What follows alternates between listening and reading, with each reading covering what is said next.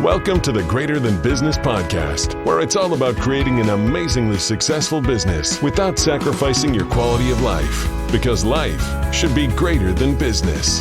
And now, here is your host, Courtney Bedore. This is episode 13 of the Greater Than Business podcast, and today we are going to be talking about business building fears and how to overcome them.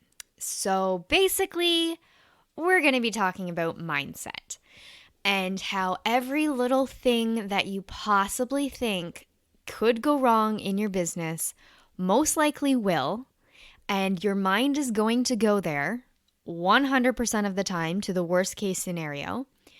And everybody goes through these stages, and what we're going to be talking about is basically how to fight the little voice in your head that is making you terrified of taking those leaps. So this is a very normal topic that entrepreneurs go through because everybody has business fears. Everyone has fears basically in life, and business is no different. You are going to encounter very scary things as you build and grow your business. You are going to deal with various things such as imposter syndrome and why don't people like me and rejection and basically you name it, and it's going to happen to you over the roller coaster ride that is entrepreneurship. So I want to take a moment and just basically fill you in and let you know that this is normal. You are not some magical unicorn that this is only happening to. Every single person out there that is running a business deals with these fears. So what you need to work on is learning to shut off that little voice inside your head that is telling you all of the doom and gloom that could possibly happen by you taking action and doing what you want to do. And basically tell that voice to go away, stop talking, and don't listen to it. So I want you to do a little bit of an exercise right now, and I want you to get out a piece of paper and pause this episode and write down the 5 biggest fears in your business that are holding you back. Once you're done, let me know. Well, obviously don't let me know because you're listening, but unpause me, and I want to come back and talk about possibly what might be on that list. So take a minute, think about it. I'm going to share with you my 5 biggest fears and how I overcame them as well.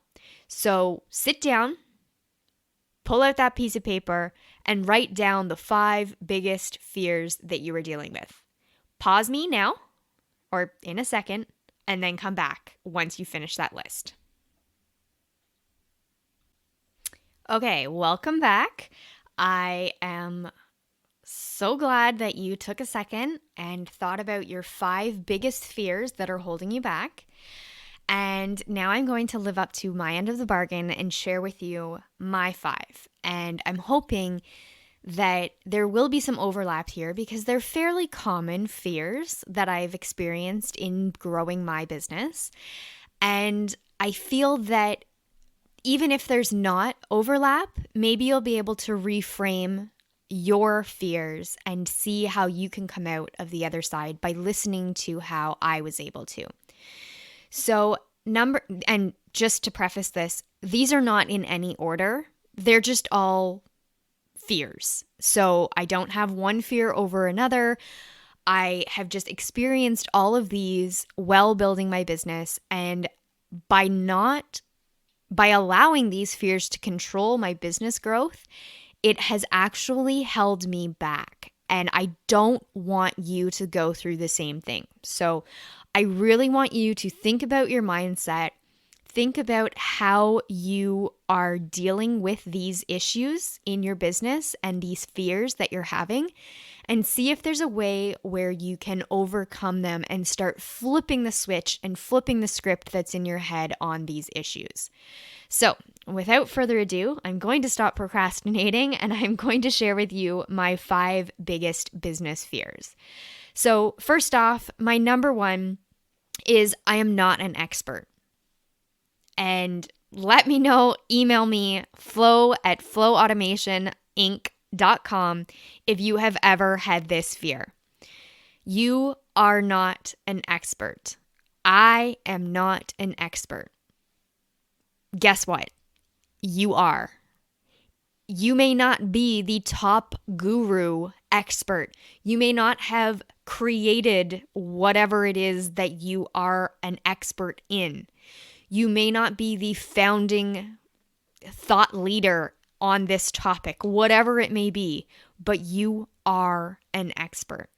And the reason why you are an expert is because you bring to the table a voice that carries all of your experiences related to that topic, whatever your business topic may be. You bring a unique angle to that topic, and that is why you are an expert. Because somebody somewhere is going to be listening to you, reading what you're writing, following you in some form, and you are their expert. You are their guru. You are their person that is helping them to do whatever it is that you're teaching in your business or whatever service you do in your business. You are an expert because you know things that only you can know, and you know things that only you can teach. And you may not be the biggest guru out there, but you don't have to be. You just need to be there for a person who needs you at that moment in their life. So you may think that you are not an expert, but you are. Trust me on that one. I have seen this countless times over the last couple years where people feel that they are not an expert, and then they actually put themselves out there and realize, oh, wait a second, I do actually know things. And once you get that validation of, okay, hold on, I've got this. I know what I'm doing.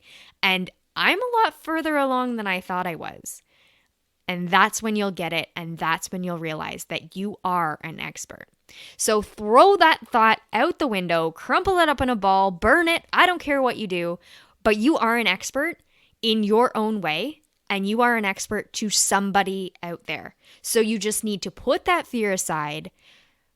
Don't worry about it and do what you do for your people. So that's it. That's all you have to do. If you have any sort of mindset books that help to kind of reframe your mind and start thinking of other ways to think about things and kind of spin your mind and your thought process, I would recommend reading something or listening to a podcast or do basically whatever you want, but you need to try to reframe your mindset so that when one of these evil fears slips in your mind, you can automatically go, okay, I get it. I accept that this is a fear. It is rational to have fears, but I'm not going to let this control me. And then you need to flip it, say what it is that you need to say that's kind of the opposite of how you're feeling, and then do an action that proves that you are living that new mindset. So if you feel you are not an expert, start telling yourself, I am an expert. I know things. I know things that only I know.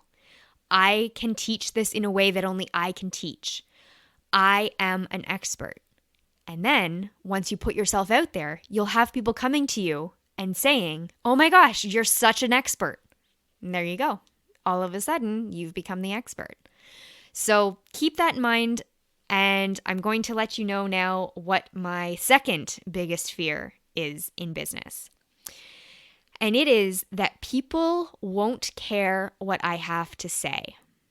So that kind of falls on the same line of being an expert, because you always kind of assume, well, who am I to get up on a soapbox and start talking? Who am I? Why would people listen to me?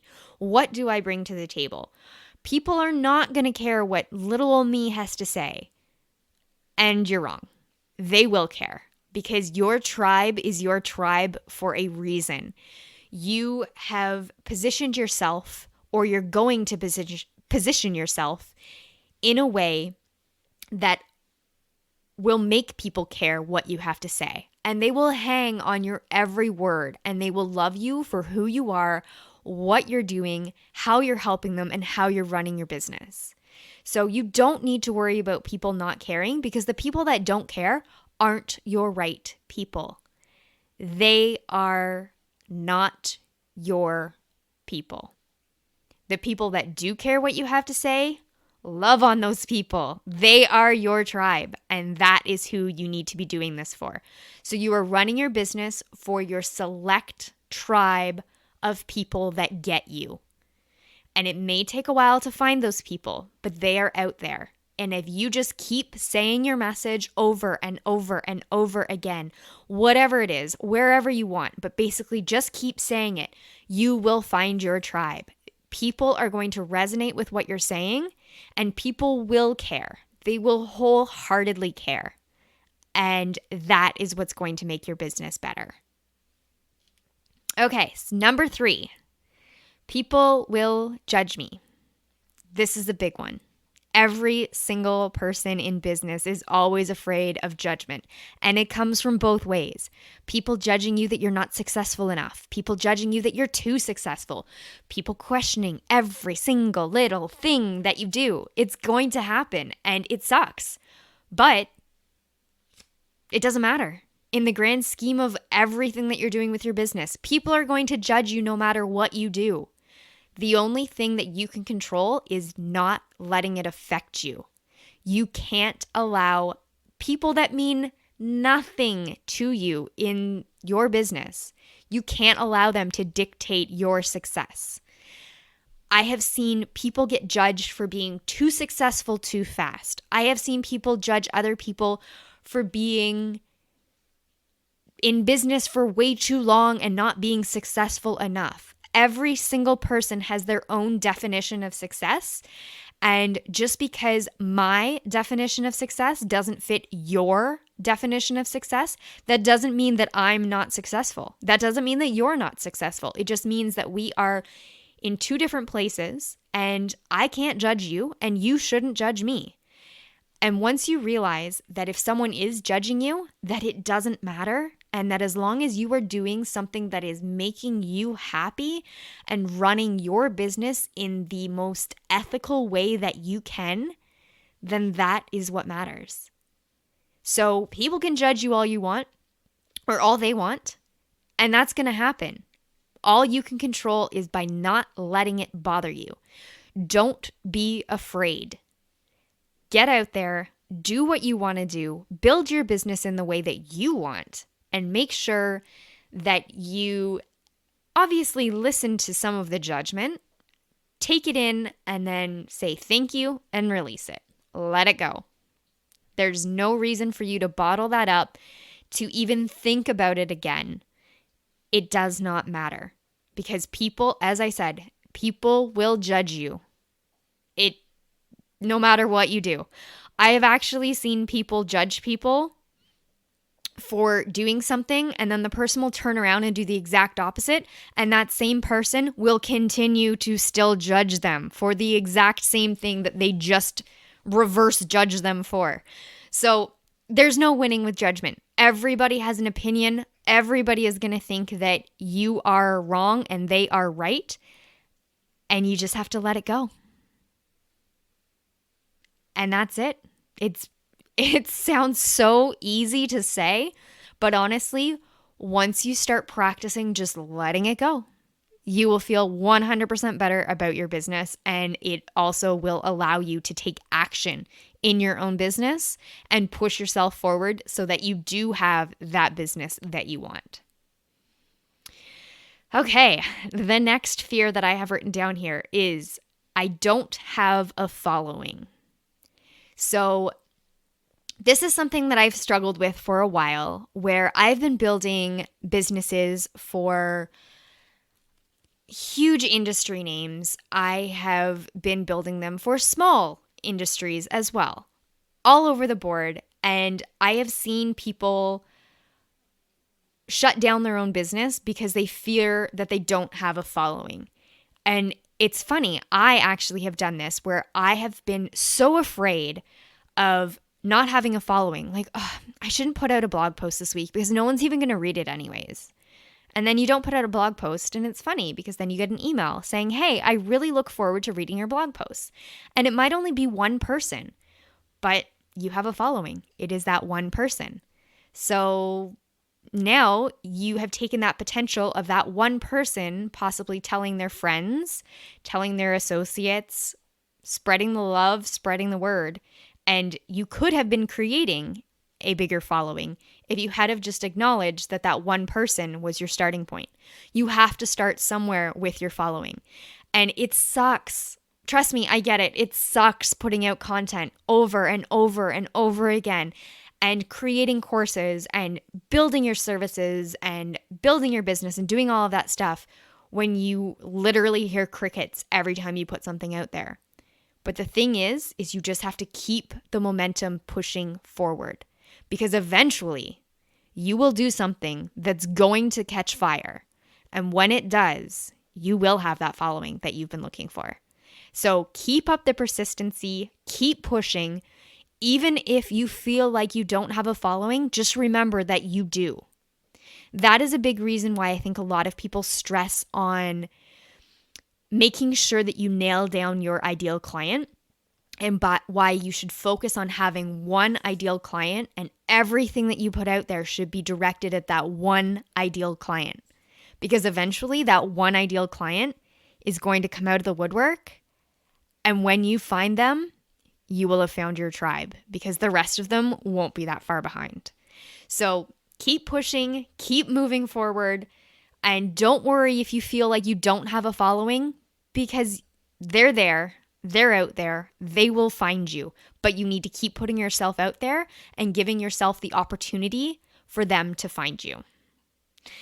Okay, my last biggest business fear is that I am wasting money and I'm never going to get it back. That is a big one.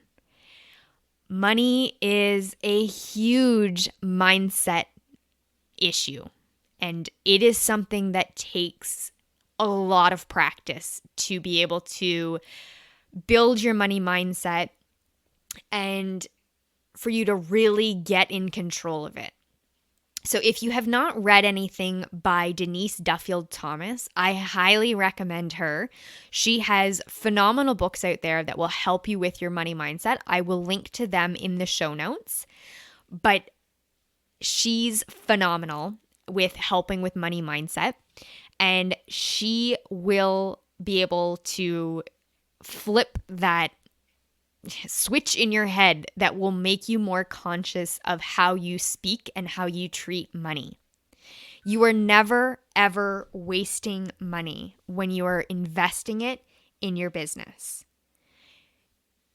As long as, obviously, you are doing it responsibly and knowing the risks associated with the investment that you're making, then you will never be wasting it. If you do, however, make a bad investment with your money, that's okay, because there's going to be a way to get that back later on down the road. You just need to remember that when you put money out there, money is going to come back. And the more that you understand that money is the greatest tool that you can use to build your business, and that investing that money is always a smart move. If you need help with something, if you need to hire somebody, do it. Don't view it as, oh my gosh, they're so expensive. Just do it. It will benefit you in the long run, because it's going to free up your time, free up your headspace, free up your thinking, your creativity, everything, if you don't have to worry about whatever that is that you wanted to outsource. And that right there is what you're actually paying for, is that freedom, that ability to actually do the things that you love and outsource the other things. And the way that you can do that is by investing your money. You're not wasting it. You're not spending it. If you make a bad investment, there's ways to not get around it, but there's ways to build back up your money. It is a renewable resource, but you can't ever view it as wasting money. So every time you think of spending money, think of it as an investment. Think about how much joy that investment is going to bring back to you. And it may not be a financial gain. It may be a time gain. It may be sanity that you're gaining. It may be, an amazing computer that you're buying and investing your money in. I don't know what you want to spend your money on, but whatever you're doing, it is going to push you forward. It's going to help your business. It's going to be a good investment. And if you think that you're wasting it, then I can guarantee that you are going to be wasting it, because you're never going to actually take that investment seriously. And that is the biggest shift that you need to make. So those are my top 5. Let me know, honestly, email me. Let me know if you feel that your 5 are similar to mine. Let me know what your 5 are, and maybe I can help you to kind of flip the switch and make you feel better about your biggest business fears, because there is no reason that you need to be fearful in business. It's scary enough as it is, but by allowing your mind to just travel and build things up and snowball and become a bigger disaster than you could ever have possibly imagined, that's not helping anybody. So you need to make sure that you get your business fears in check, whatever they are, and then say, you're not going to stop me from building my dream business. And then go ahead and prove that inner voice wrong inside of you.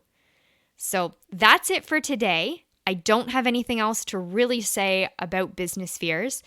Everything that I have spoken about today on the show is going to be located in the show notes. You can find those at greaterthanbusiness.com/013. And I hope to hear from you. As I said, please email me. Let me know. I do read each and every one of your emails, and I will respond. I cannot guarantee the response time, but I will respond to you. And it's definitely just me responding. I don't have a team member that does it. You'll be hearing directly from me. And it is such a joy when I get emails from you guys letting me know what's going on in your life and that I'm actually helping you to overcome some of these shitty things that happen in business. Like, let's be honest, it is a roller coaster and it can be incredibly scary. So I want to help you on that ride. I want to hold your hand, and I hope that you are getting a lot out of this podcast and this episode. And I can't wait to see you guys again next week. So have a great rest of the week and look forward to hearing from you. Thanks for listening to the Greater Than Business podcast at www.greaterthanbusiness.com.